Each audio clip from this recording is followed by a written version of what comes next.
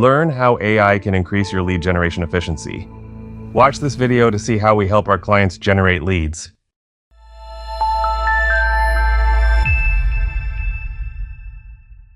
All right, so welcome to our MyZone presentation on how MyZone AI is using AI to improve lead gen efficiency.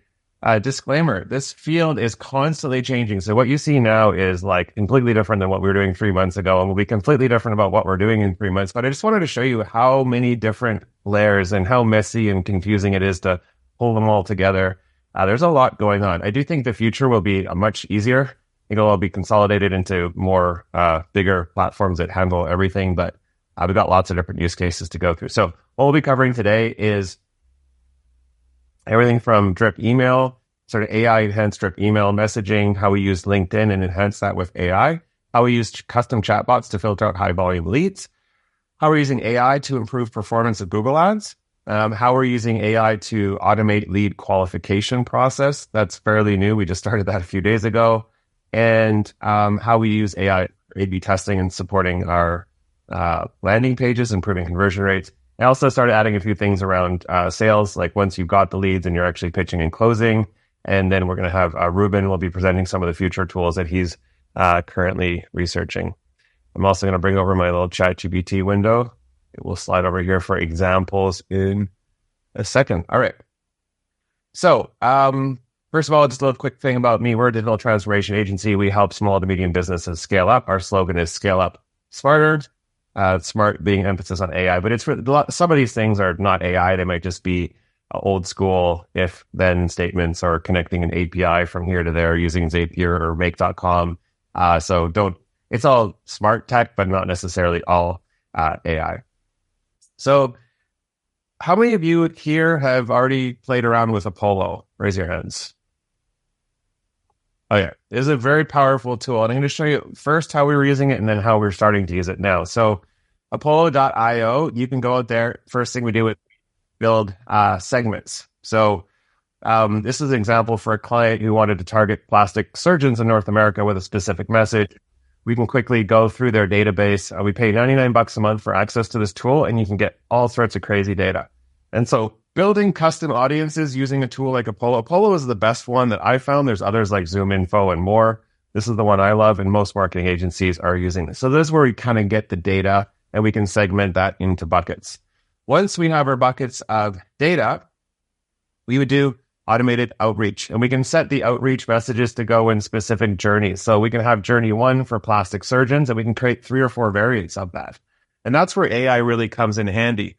So for example, email outreach variants. So if I didn't want to use the AI tools, which I'm going to show you in a second from Apollo, I would say, okay, here's my first message. I want you to act as a content strategist, come up with 3 variants to this introductory email message that will be drip emailing out to plastic surgeons in North America. Here's the current message. There it is. Please analyze our website, the header URL, come up with 3 variants to this outreach message with the goal of maximizing our reply rates. Also include potential subject lines. That's a pretty basic prompt. And so it gives me 3 potential subject lines. It gives me variant 1, variant 2, variant 3. I can review them. I said, can you also create one that's super casual, short, with a goal of making it look less salesy? And I threw in one of these. And so that's typically how we would use AI to just come up with all the different journeys and sequences and follow-up messages. We would say, clear, act as a specialist with your goal of maximizing open rates. These are your objectives. Analyze our site. You can upload more about your business. You can upload like your brand voice document. You could fine tune it, but that's how we were doing it to start. But it gets fancier from here. So they just launched these new AI features. So they use data signals coming in from LinkedIn. So for example, if your client just raised $750 million in financing, the AI model will automatically say, hey, first name, congrats on your fundraising. That sounds amazing. You know, things like that. So taking dynamic data feeds into the new AI features from Apollo. Also in responses. So they give an example of how they were outreach to people saying you should use Apollo, and their competitor is ZoomInfo. The response that they got in the replies, which you can also automate with AI, says, hi, Frank. We currently have ZoomInfo, so we're all good. Thanks. And the reply says, Thanks for the share. Totally understandable. And it goes on to show the benefits of using Apollo versus Zoom Info specifically to that. So I'll share this deck with you offline, but there's a neat little video. This video will show you how to build sequence with AI-generated messaging. It goes through and shows you how easy it is to build those sequences. And you're really just building up information about your company, which is like building a rag. Those of you that have played around with that, where you add like who we are, what we do, our brand voice, our value proposition. And it takes all of the data that it knows out on the web about that client, plus anything that's coming in from their LinkedIn feed, and it will completely personalize it for you. So this is a pretty new feature, came out last couple of months. We're currently testing the automated AI tools from Apollo versus the manual ChatGPT, building out those sequences, and we're going to see which ones outperform. We do not yet know which is better because we just started testing this in the last couple of weeks. Another thing we do is once we get the data from Apollo, we can push it out to LinkedIn prospecting. So we can have, we have a bunch of different tools. The current one that we're using right now is called Meet Alfred. It will take the data from Apollo. It will simulate a human and will start messaging people following specific rules and actions. It is able to bypass the LinkedIn filters. It thinks you're a human, and it creates variance day to day and time of day and changes up the messaging so that you don't get penalized. We've tried a bunch of different tools, and some of them get shut down, and this is the current favorite for us. So you don't have to pay LinkedIn anything for this. We pay $59 a month for this tool, and it sends out those automated messages. And again, what we do for this one for now is we test out different message sequence that are generated from AI, and we see which ones are getting the best response rates. So the only part that we're using here for AI, well, Ask Alfred, I think, uses some sort of AI to mimic humans so that LinkedIn doesn't shut the bot down. And then we use AI to come up with different tests. But some of the most basic ones we found work best, like, hey, I just sent you an email. I would love to connect. I love connecting with other plastic surgeons. Cheer is your name. Most of our clients are getting roughly 150 to 200 new followers per month. And then there's an automatic follow-up message that goes out from there. Now, after you have a whole bunch of automated lead gen going on, and there's other tools we'll show you beyond just email, talking about media buying and others. Quite often people will get overwhelmed with the lead volume, depending on what your business is. If you're doing like high value, low volume, this may not apply to you. But for clients that have lots, like Tamsin, I'm thinking about your last business that had high volume, low value leads, and you need lots of filtering. We started talking about this. We never actually implemented that with Tamsin's old company, Tamwood. But being able to filter through like hundreds or thousands of WhatsApp messages and guide those conversations along and then pass them to a sales rep once they're warmed up, AI can do that. So we've got Augusto here on our team is just going to do a quick screen share and show you how we can build these custom chatbots and then connect them to tools like Google Workspaces to queue up your automatic email. One thing that's important, though, we still don't fully trust the AI, so we stick everything into draft mode and still have humans review all of those automatic email responses because they can be occasional hallucinations in there.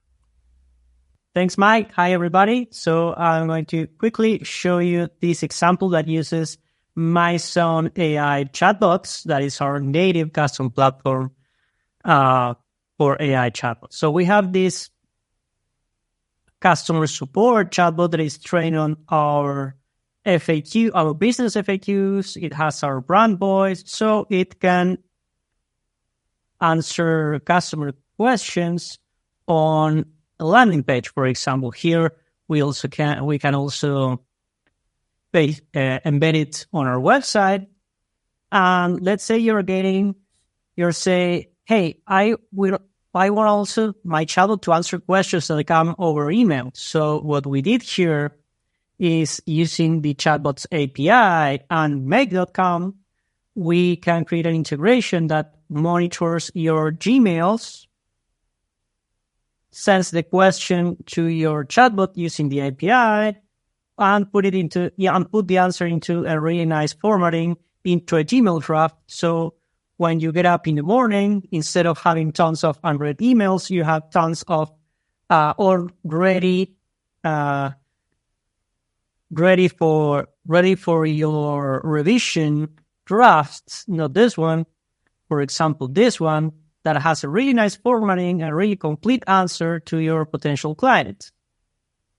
all done automatically using MyZone AI chatbots and Make.com integrated with Google Workspace. And just a disclaimer, Augusto quickly made this demo just for you because the ones we have done for clients, we can't show you their inboxes. But it was pretty fast to set up there with Make.com. So crash course on that is, again, we create a custom chatbot for you. We built a RAG, which is a results augmented generative, to send you a link offline. It's a way to augment the knowledge of the large language model by having all of your own training data that can be your brand voice, your FAQ documents, etc. And we've seen those, like, we have them running. You've probably seen these all over the web. Like, here's a client that does it when he's selling mushrooms online. And it just say, like, you know, how do I grow mushrooms at home? And it's only going to answer now because we've set it up that way with a custom chatbot to only answer based on the information they provided. It's not going out to large language model. We've also connected this with API to, say, Shopify, so we know pricing and product information. So I could say things like, what product should I buy? What is the cost? So you've seen things like this, but what a lot of people don't realize is that whether the chatbot is connected via a little widget JavaScript thing on your website or an API connection to your email, it can function in the same way. So my wife hates the smell of anything. Will this stink? So any of the questions that you ask in this sort of environment can also be structured with a slightly changed prompt to respond in an email, include the signature file, follow this brand voice, respond based on these FAQs. So that is one of the tools that we use. And competitors for us, Augusto, who would be the best rags that people could look into? I don't want to be just pushing our product here. What are the other rags out there that they could use to create these custom chatbots? We've got like, the best ones so far that compared to ours are Custom GPT.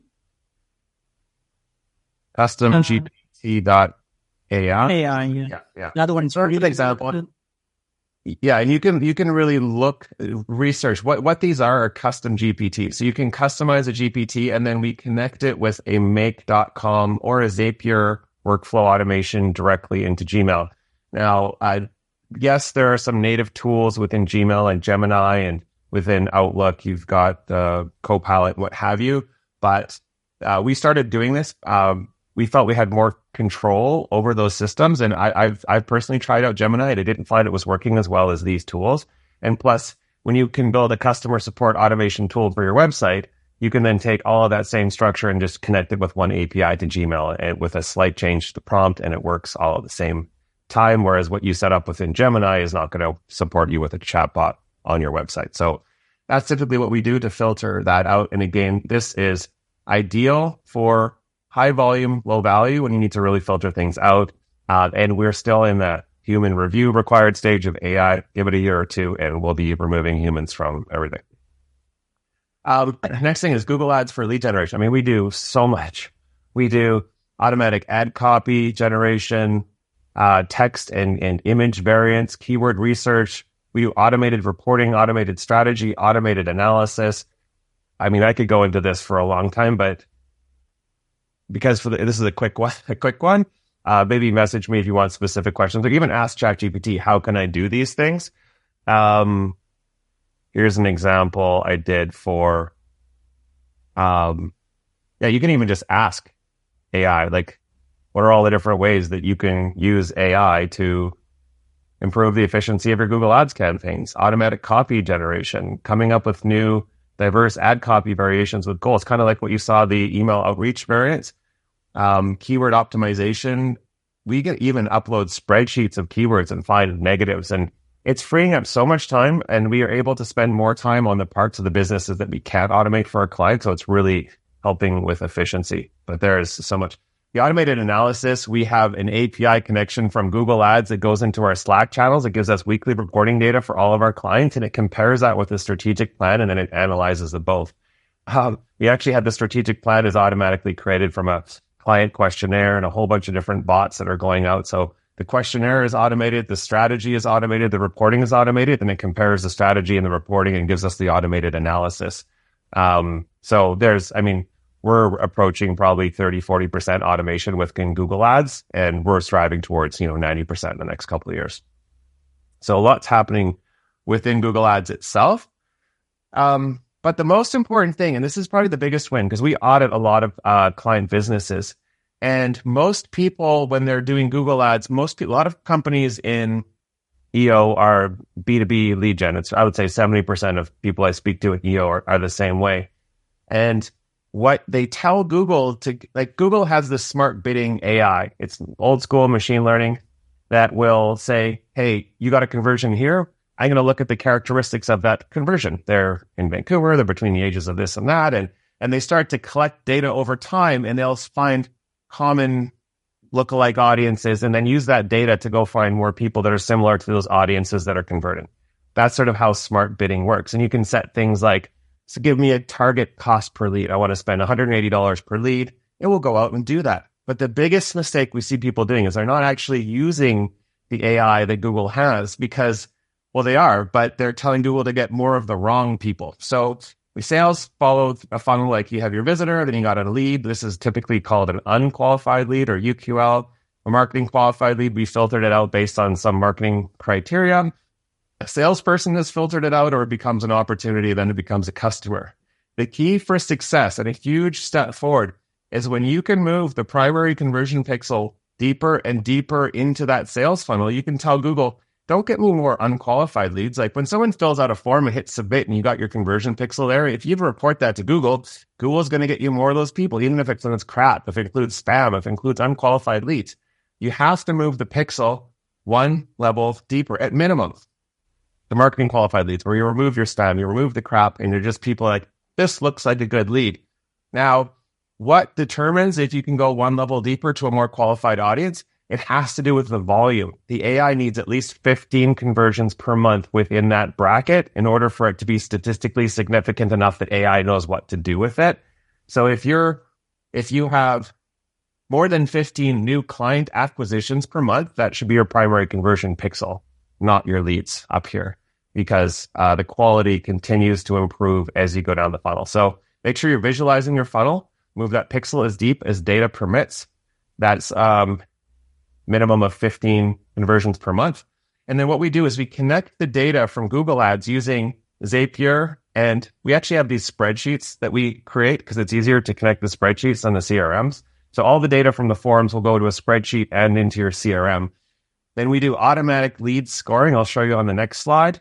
Then Zapier connects the spreadsheet back to Google and reports only on the lead status as it changes, right? So it doesn't report on just the conversion from the form, but when it goes into our virtual CRM, like just the spreadsheet, as the status changes from unqualified lead to marketing qualified lead, we can set up a rule within Zapier that says report conversions when status changes from UQL to MQL. Or if I have enough data, only when it changes to SQL.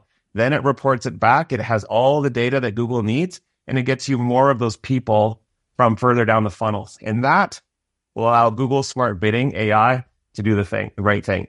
And the difference between an unqualified lead and a sales qualified lead can sometimes be like 3-4x difference in improvement. Okay. So moving along to how we automate the qualification lead. So this is an example of one of the spreadsheets. I'm glad you obscured the personal information. Thank you, Augusto. Is that as those leads come in for our clients, we can now have two types of automatic lead qualification. So if all of your questions, most of you should have step forms, not like one big form that asks you everything in one shot.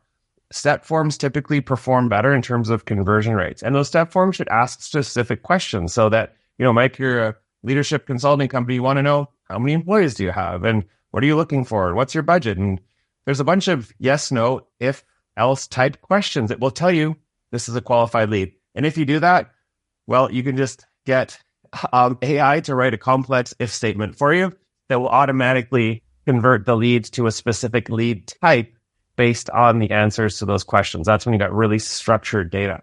Now we have other clients that they get their leads coming in an unstructured way, like comments, Tell us what you're looking for. You need something custom done to your home. You can have a combination of structured and unstructured, and that's when AI can analyze the entire thing through these sort of slightly more complex flows. And then based on its analysis, it can provide dynamic scoring, update the spreadsheet.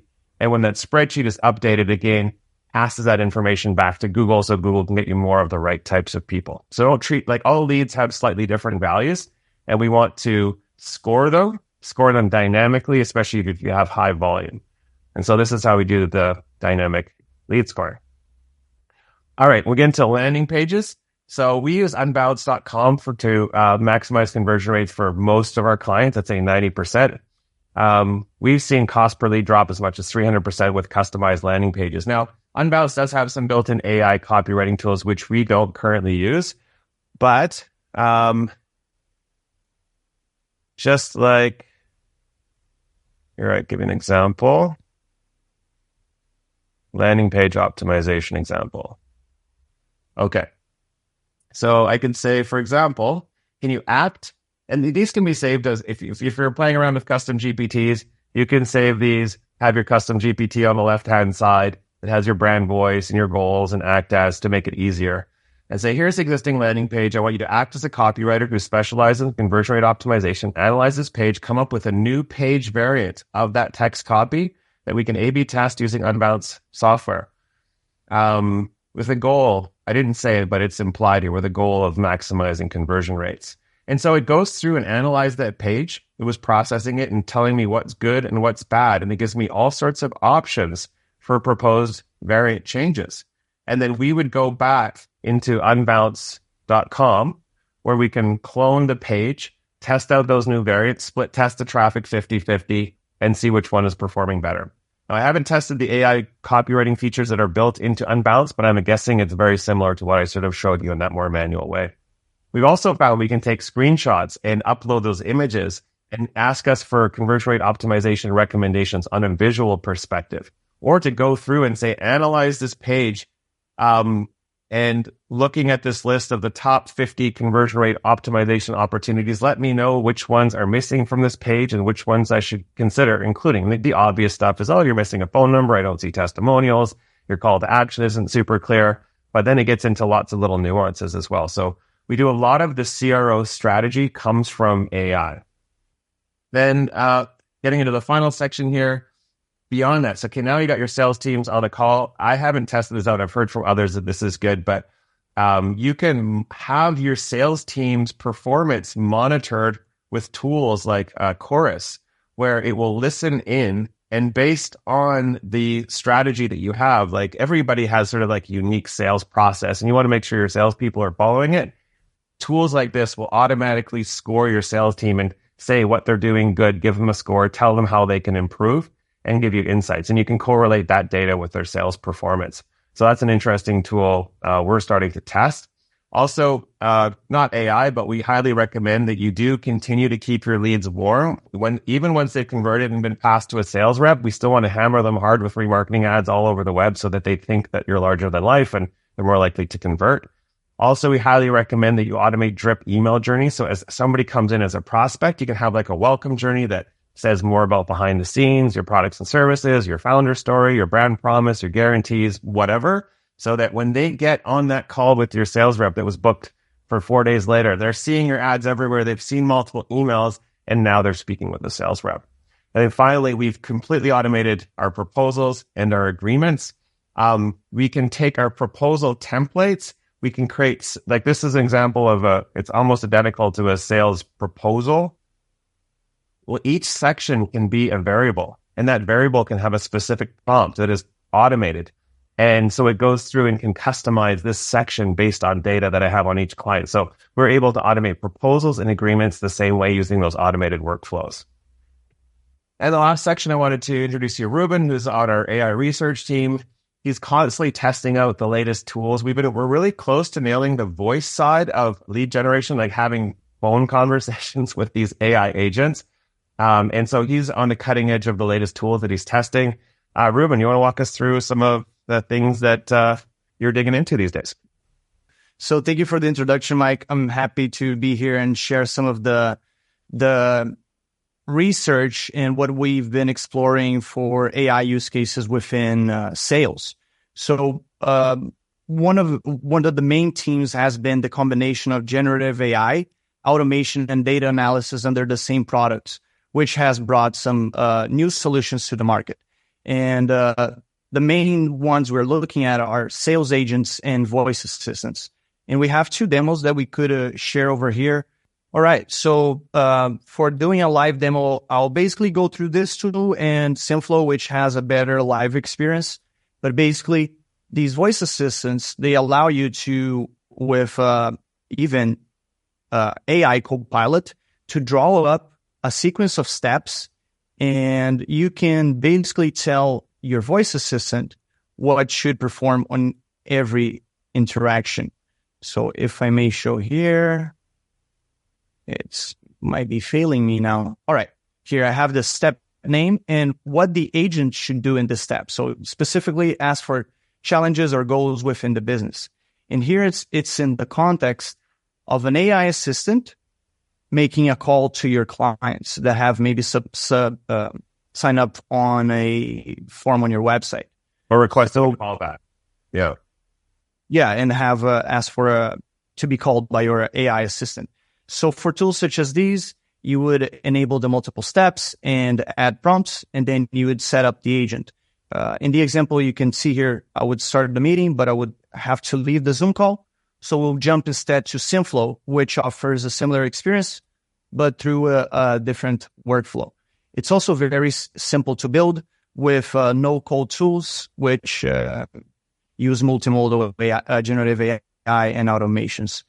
So for this use case specifically, we have a lead qualification assistant for MyZone AI, which would in practice be conducting calls with clients that have subscribed to our contact form.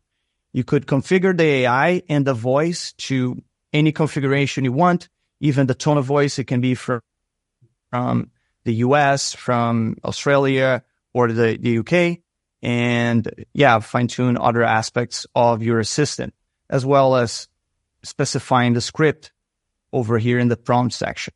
So I'll go ahead and call my own number now. And mind you, this is a live demo, so the performance might not be 100% yet as we're in exploration. And while we're waiting, the main issue right now, the main issue is lag time, which is quickly being fixed. So lag time will be resolved shortly. Hello. Hey there. Who am I talking to? This is Ruben. Yeah, I've already hung up at this point. Hello.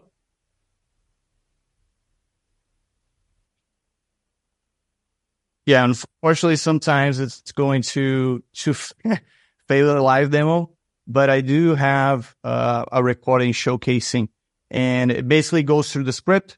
It asks questions, and then those questions, the data extracted. Let's see one more time if it works. Hello. Hey there. Whom am I talking to? This is Ruben. Hi, Ruben. I'm the MyZone AI voice assistant. Did you recently sign up on our website to get more information about digital transformation services? Yes. Great. Are you looking into AI solutions to tackle any specific challenges or goals within your business? Yes, I have bottlenecks specifically on onboarding clients and setting up the documentation as quickly as possible. Got it. Speeding up client onboarding and documentation setup is crucial. What kind of digital transformation initiatives do you currently have in place to address these bottlenecks? We're trying out a few CRM tools with AI features, but not much at the moment. Understood. It sounds like you're in the early stages of integrating AI into your processes. What industry is your business in, and how big is it? This will help me tailor our solution to fit your needs better. We're a marketing agency operating in the real estate industry. Thanks for sharing that, Ruben. Real estate marketing can definitely benefit from streamlined processes. What's your budget or financial comfort zone for implementing AI solutions? We're looking up to invest up to 3K. Is that enough, Mike? Yeah, that's a beautiful demo. Thank you so much. And we'll share all of these slides with you. There's obviously a lot to take in there. Just a reminder that at the end, these are tools that we're building, exploring, and testing. So we've heard some preliminary reports about sales AI and other tools, but we have not yet had success.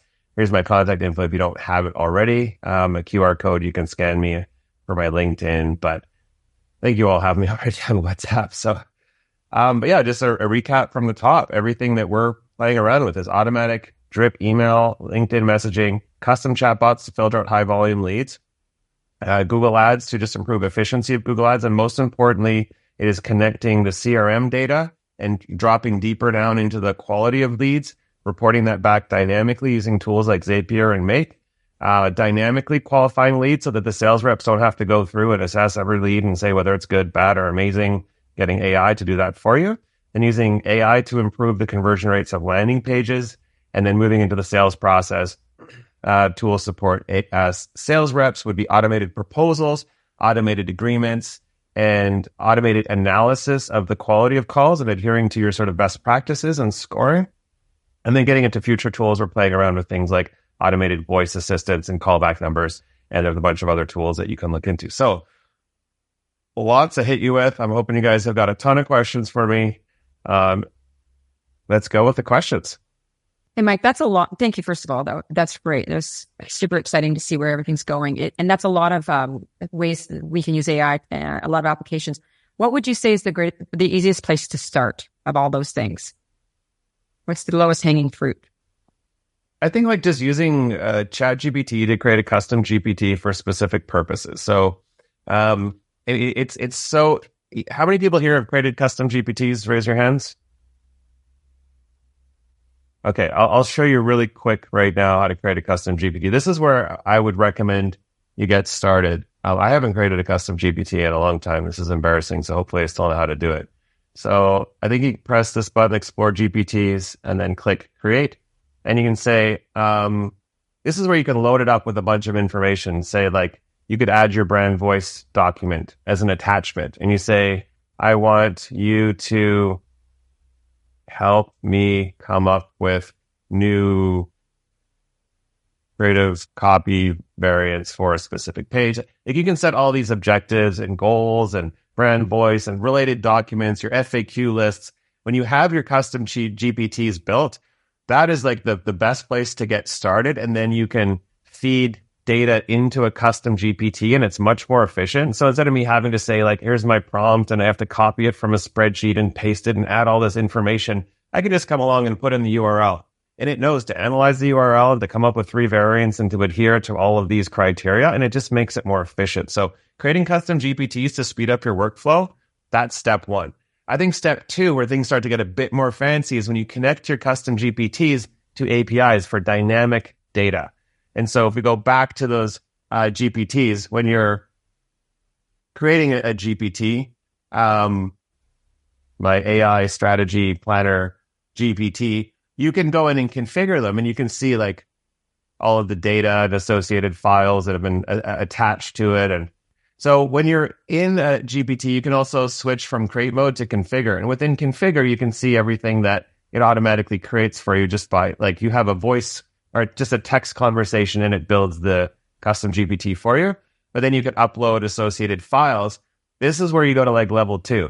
You click in here and you can start to connect the GPTs with APIs. So that could be like a Zendesk database or Shopify database or a CRM or a Google Drive folder, that sort of stuff. But yeah, typically I recommend if you want to get started with some of these automations, playing around with just using ChatGPT better and building your own custom GPTs is usually a great sort of first step for most people. Next question. What's the second step? Well, second step is mastering RPA is probably more into the third step. So robotic process automation, like using tools like make.com is our favorite tool. Zapier, there's a bunch of other competitors in that space. There's a ton of workflow automation tools so that you can start to build custom GPTs and tools like MyZone AI chatbots or SiteGPT.ai. There's a bunch of custom GPT builders out there, or you can even build them directly within OpenAI. Once you've learned how to build your custom GPTs, Now you can start to connect them into these automated workflows. And that's sort of like level 3. So level 1 is like, well, let's go level 0. You're using ChatGPT to say, write me a 500-word blog article on blah. You're like, wow, that's cool. It's garbage. Don't do that. You need to know your prompting skills, like act like this. Here's example. Here's the brand voice. Ask me 5 questions that will make the article original and relevant to me, and be the thought leader and have this conversational prompt learn how to like engage with the AI and produce beautiful content. That's step 1, right? Step 2, get into your custom GPTs. Now that you've mastered prompting and got great content, start to automate and simplify that process. Then start to connect those GPTs with AIs. Then you start to take your GPTs and connect them into automated workflows like Make.com and Zapier. So that's sort of the progression of skills. To go from here to here, it sounds like a lot. 3 months of training and you should be at the end of that journey. It's not that long. The prompting journey might last you anywhere from a couple of hours to a day, and you should be a master of prompting. Custom GPTs, couple of hours, you'd be a master of that. Once you get into the API connections, you're looking at probably a week or so of work, and it gets progressively more challenging. But it's not like you don't need a 5-year computer science degree. It's like a 2 to 3 month journey for most people. Hey, Mike, do you recommend any kind of free prompt engineering programs, courses for employees? Because we've got a few employees that are using our custom GPT, but they're not great at prompting. Yes, there's a great one. Google has a 4-hour-long prompt engineering course. Let's see if I can get you a link right now. Google prompt engineering course. It's free. This is a great place to get started. And just to chime in while you're looking, Mike, I've actually noticed in the custom GPT section of ChatGPT, there are some like prompt engineer, GPT custom things that other people have built. So you can kind of throw yours in there and then get some decent stuff out of that as well, if you want to just kind of hack your way through it. The funny thing is any question you have, like you can just literally ask AI that same question. You can say, I would like to write a great prompt. What are all the elements I should consider when writing a prompt? Or you can say, here's my original prompt. Can you make this prompt better? Or can you ask me 10 questions that I can answer that will give you a better prompt? And just watch how the AI is interacting with you. See what you started with. See all the questions it asked. See where you ended up. And just through interacting with the AI and asking the right questions, you can learn pretty much anything, including prompt engineering. So sometimes when I'm going to Midjourney to create an image, I'll go to ChatGPT and say, this is what I want to do. Ask me enough questions so that you can write the perfect Midjourney prompt. And AI is walking me through that process, and I'm answering questions, and I get this monster prompt. I go over to Midjourney, paste it in, and I get a beautiful response. I don't have to be the expert at Midjourney prompting. I just have to know how to ask the right questions with ChatGPT. And then there's some little hacks that it may not suggest. Like someone suggested to me, add at the end of your prompt, do not write like AI. And that changed everything. Well, within a custom GPT, one of the first things that you should be doing is having a GPT that will sound like you. And so you can have your own personal brand voice document uploaded. And this is called Tamsin's copywriting GPT. Yeah. And all it knows is that it does everything the same as ChatGPT, except it adheres to the brand voice document. And if you don't have a brand voice document, you just upload a bunch of your published writing and say, how can you create a brand voice document that would be used in a prompt to recreate the type of content that I'm uploading here. And then it will write the brand voice document. You save it, upload that brand voice document to your custom GPT. Now your AI will always adhere to your brand voice and it will sound like you, and you don't have to write that little prompt at the end every time. I just have a quick question since we're then here, and this is probably level 4 or 5. Have you seen many people, or is it even worth bypassing Zapier and actually creating custom scripts to do those sorts of things? Just because I've noticed Zapier can get expensive pretty quickly. Yeah, amazing question. I feel like you were planted in an audience at a conference or something. Thank you. We'll talk about custom software development now. So we are rapidly approaching a world where the cost of software development is dropping like a rock. The advanced AI developers on our team are seeing a 10x increase on productivity over the last 18 months. So those $300,000 custom ERPs we used to build, we can now build for like $30,000, $40,000 today. So that being said, we believe we have exited the world of SaaS. Like we started with custom software. Remember when everyone had like mail servers and shit in their office and on their local servers? Then we progressed into the cloud and everything went up into the internet. And then you started getting into the Salesforce.coms and the Asanas, Shopify's. Everything was cloud-based SaaS models. We are exiting that era now. This is opinion from our teams here. We believe we are moving back into custom software. Why? Because the cost of custom software is dropping like a rock. I believe in less than 5 years, almost all of you will have custom software applications that you have built simply by having conversations with AI, and shit will happen. So yes, all of those fees that you're paying for those third-party tools can start to add up. And we're rapidly approaching. We're already seeing that with some clients. I'm like, you can go down this path here, or you can just build your own shit and save all of those licensing fees and have total control and start to learn those skills internally. Now, software development, the reason it's dropping like a rock is because in the past, you might have to like be scripting, and now you're just like having to understand broad architecture, and it's building things for you much more efficiently. So yeah, we are already at that point where a lot of the custom software in the past that you would never even consider taking on now suddenly makes sense to build in-house. And even if you build it in-house, but in a way that just works for now, you don't have to nail the architecture. Like in the past, when you're building software, you had to think really long term because you would build a layer upon layer upon layer of software. And if you had the database structure wrong, if you chose the wrong programming language, you'd have to rewrite your whole code and waste another $300,000. Now you can build things in a day that work. And a week from now, if you find something better, you build that in an hour, right? So everything with custom software is changing. We're entering a whole new era. And the days of like bringing it from the cloud and fully customized for your business, it's like it started this year. Yep. Any final questions before we wrap? All right. Well, thank you so much, guys. Hope you found this informative. We will post this recording, the slide notes, everything back in the WhatsApp channels. Thank you all for the amazing support. We love EO. Have an amazing rest of your day. Thank you, Augusto, Ruben, for your contributions. See you guys soon.